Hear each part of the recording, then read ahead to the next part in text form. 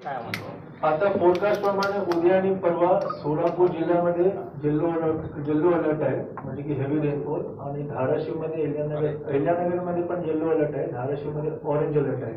शेवटी धाराशिव आणि अहिल्यानगरचे जे पाणी आहे ते आमच्याकडे येत असते, म्हणून उद्या परवा पुन्हा काही काही गावामध्ये पाणी शिरण्याची पूर परिस्थिती निर्माण होण्याची शक्यता आहे. माझ्या सर्व नागरिकांना आव्हान आहे की गेल्या 5 दिवसात आम्ही जवळपास 4002 लोकांना पाण्यातून बाहेर काढलेलं आहे.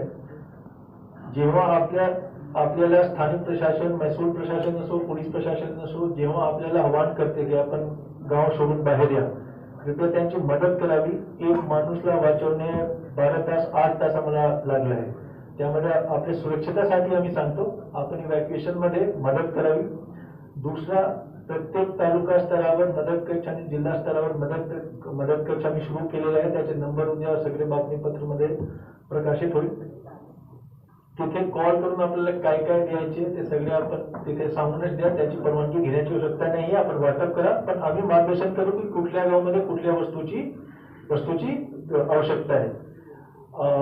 काय काय वस्तू आम्हाला पाहिजे ते ऑलरेडी मी सांगितलं, मी पुन्हा पुढे सांगून देतो. आटा, तेल, मसाला, स्वयंपाक तेल, मसाला, तुमचे चादर, torch with battery, emergency light, साबण, प्लास्टिक ताडपत्री, चादर, सातरंजी, हळद, तिखट मसाले सगळे आहेत. ते काय काय वस्तूची आवश्यकता आहे ते पण आम्ही उद्या प्रकाशित करतो बातमीपत्रामध्ये. ते जर आपण दिलं तर अजून आम्हाला फायदा होईल.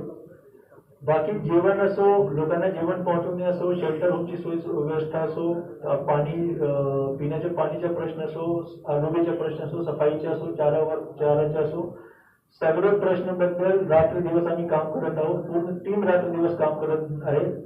जे पूरग्रस्त भागात जे लोक आहेत त्यांना जर आपण विचारलं तर आपण प्रत्येक माणूस सांगणार की गेल्या 4-5 दिवस महसूल प्रशासन, पोलीस प्रशासन फील्डवर 24 तास आमच्या सोबत उभे होतात.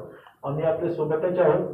मोठा संकट आमच्या जिल्ह्यावर आलेला आहे, पण घाबरण्याची ही वेळ नाही आहे, एकमेकाला धीर देण्याची वेळ आहे. आम्ही नक्की सगळे सोबत मिळून, नागरिक आणि प्रशासन सगळे सोबत मिळून हा जे संकट आमच्या जिल्ह्यावर आलेली आहे त्याच्याशी आम्ही लढूया आणि जिंकूया. धन्यवाद.